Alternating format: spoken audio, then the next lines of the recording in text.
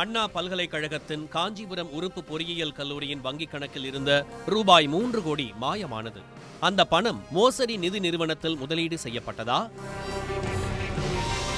காஞ்சிபுரம் அடுத்த பொன்னேரி கரையில் அண்ணா பல்கலைக்கழகத்தின் உறுப்பு கல்லூரி ஒன்று இயங்கி வருகிறது. இந்த பொறியியல் கல்லூரியில் 4 துறைகளில் சுமார் 1000 மாணவ மற்றும் மாணவிகள் படித்து வருகின்றனர். கல்லூரியில் வங்கி கணக்குகளை நிர்வகித்து வந்த பிரபு என்பவர் பல்வேறு முறைகேடு செய்திருப்பதாக புகார் எழுந்தது. நாமக்கல் மாவட்டத்தைச் சேர்ந்தவர் கல்லூரி கணக்கு வழக்குகளை நிர்வகித்து வந்ததாகவும் தெரிகிறது. மாணவ மாணவிகள் மற்றும் விடுதியில் தங்கி படிப்போரிடம் டெபாசிட்டாக பெறப்படும் பணம் கல்லூரியின் நிரந்தர வைப்பு நிதி FD கணக்கில் செலுத்தப்படும்.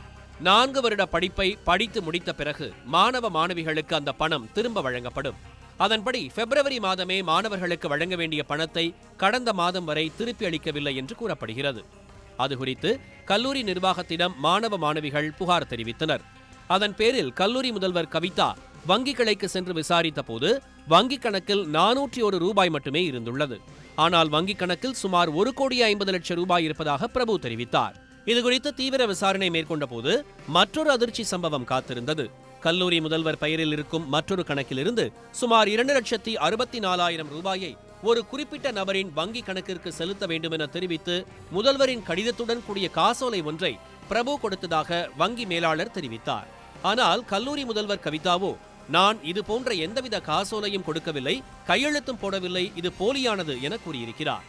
இதேபோல பிற வங்கி கணக்குகளிலும் முறைகேடு நடந்திருக்கலாம் என்ற சந்தேகம் எழுந்தது. அதன் பேரில் கல்லூரியின் 9 வங்கி கணக்குகள் மற்றும் 7 நிரந்தர வைப்பு கணக்குகளை ஆய்வு செய்தனர். அவற்றிலும் கோடிக்கணக்கான ரூபாய் முறைகேடு செய்யப்பட்டிருப்பது அறிந்து அதிர்ச்சி அடைந்தனர். கல்லூரியின் 7 நிரந்தர வைப்பு கணக்குகளும் முதிர்வு தேதிக்கு முன்னதாகவே முதல்வரின் போலி கையெழுத்து மற்றும் போலி லெட்டர் பேடு மூலம் முடிவுக்கு கொண்டு வந்த பிரபு அதில் இருந்த பணம் அனைத்தையும் வாரி சுருட்டி இருப்பது கண்டுபிடிக்கப்பட்டது. இதேபோன்று பல்வேறு காலகட்டத்தில் கல்லூரி வங்கிக் கணக்கில் இருந்து வெவ்வேறு நபர்களின் வங்கிக் கணக்கிற்கு பல லட்சம் ரூபாயை பிரபு செலுத்தி இருப்பது பல்கலைக்கழகம் நடத்திய விசாரணையில் உறுதியானது.